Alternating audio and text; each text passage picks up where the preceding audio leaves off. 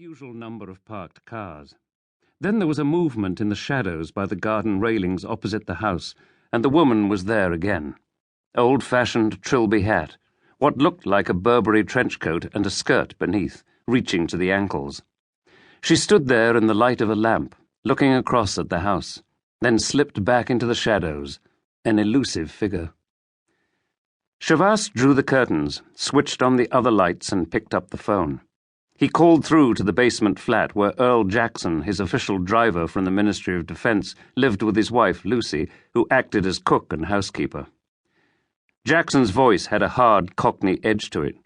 "What can I do for you, Sir Paul?" Chavasse winced.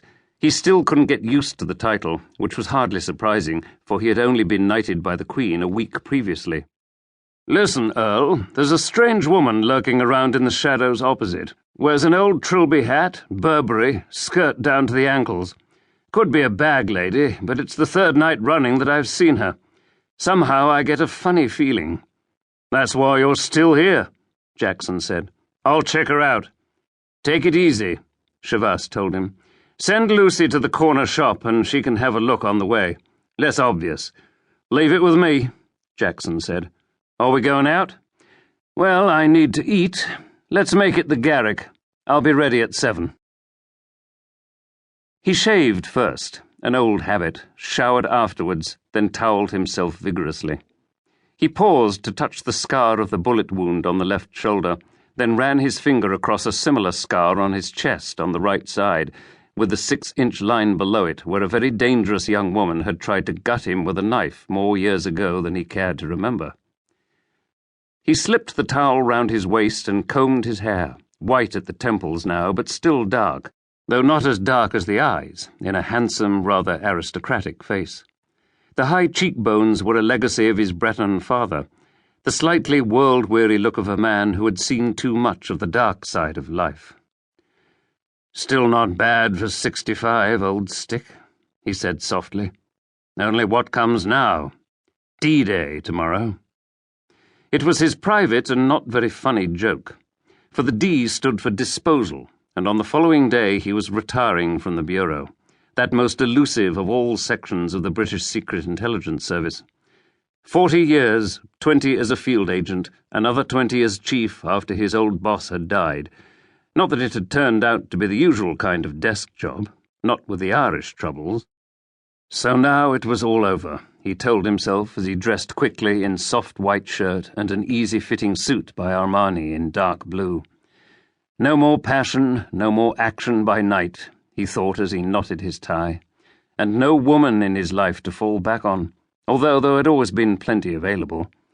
The trouble was that the only one he had truly loved had died far too early and far too brutally.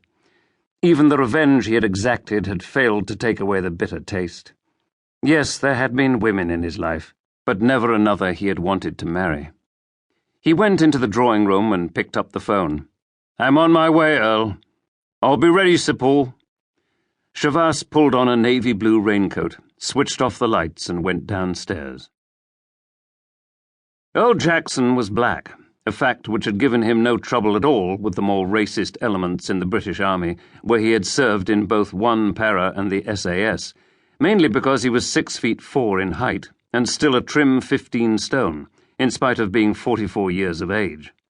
He'd earned a Distinguished Conduct Medal in the Falklands, and he and his wife Lucy had been with Chavasse for 10 years now. It had started to rain, and when Chavasse opened the front door he found him waiting with a raised umbrella, very smart in grey uniform and peaked cap.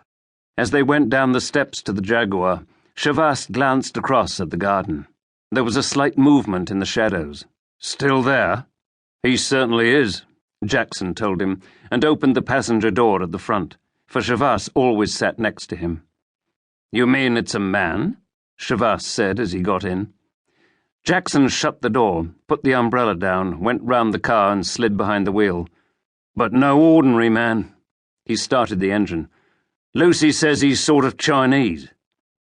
Jackson drove away and Chavasse said, "What does she mean by sort of?"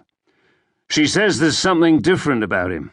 Not really like any Chinese she knows, and quite different from those Thais and Koreans you see in their restaurants."